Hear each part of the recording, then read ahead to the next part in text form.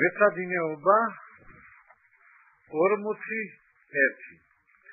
მეორე ნომრის ქვენომრებში მოგვეთხოვება სისტემის ამოხსნა შეკრების ხერხით. პირველი ხარისხის ორუცნობიანი განტოლებათა სისტემის შეკრების ხერხით ამოხსნისას უნდა მოვიცეთ შემდეგნაირად. პირველი საჭიროების შემთხვევაში გარდაქმნათ სისტემაში შემავალი თითოეული განტოლება და მას მივცეთ ორუცნობიანი წრფივი განტოლებათა სისტემის ზოგადი სახე. მეორე შევარჩიოთ სისტემაში შემავალი ცვადებიდან რომელიმე და ვიპოვოთ იმ კოეფიციენტთა უმცირესი საერთო ჯერადი, რომლითაც არჩეული ცვადი შედის სისტემის განტოლებაში. მესამე სისტემის პირველი განტოლების ორივე მხარე გავამრავლოთ ისეთ რიცხვზე, რომ გამრავლების შემდეგ მიღებულ განტოლებაში არჩეული ცვადის კოეფიციენტი გახდეს ნაპოვნი უმცირესი საერთო ჯერადი. ასევე სისტემის მეორე განტოლების ორივე მხარე გავამრავლოთ ისეთ რიცხვზე, რომ გამრავლების შემდეგ მიღებულ განტოლებაში არჩეული ცვადის კოეფიციენტი გახდეს ნაპოვნი უმცირესი საერთო ჯერადი. თანაც ეს რიცხვები ისე უნდა შეირჩეს, რომ არჩეული ცვადის კოეფიციენტები იყოს მოპირდაპირე რიცხვები.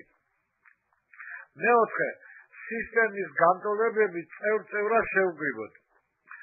ამოხსნათ მიღებული ერთუცნობიანი განტოლება მეორე ცვადის მიმართ. მეხუთე მეორე ცვადის მიღებული მნიშვნელობა გავითვალისწინოთ სისტემის რომელიმე განტოლებაში და ამოხსნათ მიღებული განტოლება. ამოხსნით მივიღებთ არჩეული ცვადის მნიშვნელობას. ამის სისტემის ამოხსნა დამთავრებულია. ნახოთ როგორ ხდება ყოველივე ეს განტოლებათა სისტემის ამოხსნა შეკრების ხერხით. განვიხილოთ მეორე ნომრის პირველი ქვენომერი.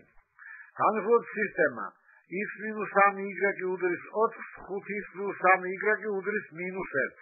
როგორც ვხედავთ, y ცვადის კოეფიციენტები პირველ და მეორე განტოლებაში ერთმანეთის ტოლია. პირველ განტოლებაში კოეფიციენტია -3, მეორე განტოლებაში კოეფიციენტია 3.